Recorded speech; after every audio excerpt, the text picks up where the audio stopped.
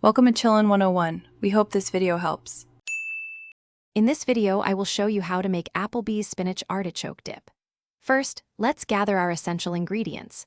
You'll need one 15-ounce jar of creamy Alfredo sauce and 8 ounces of softened cream cheese.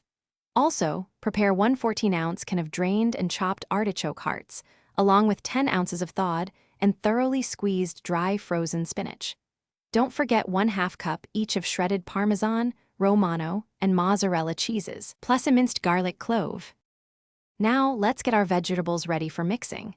If using frozen spinach, ensure it's completely thawed, then squeeze out every bit of excess water. This prevents a watery dip. Next, drain your 14-ounce can of artichoke hearts very well and give them a good chop. Finally, mince one fresh garlic clove.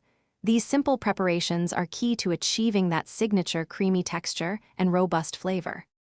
It's time to create the creamy base for our dip.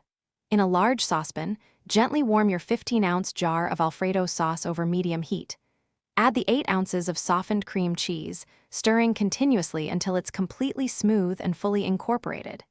Next, stir in 1/2 cup each of your shredded Parmesan, Romano, and most of the mozzarella cheese. Continue mixing until all the cheeses are melted, creating a thick, luxurious, and perfectly creamy dip base. Finally, let's bring it all together and bake.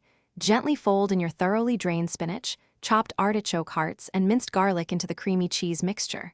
Once combined, transfer the dip into a small, oven-safe baking dish. Sprinkle the remaining mozzarella cheese evenly over the top. Bake at 350 degrees Fahrenheit for about 20 to 25 minutes until it's hot and bubbly.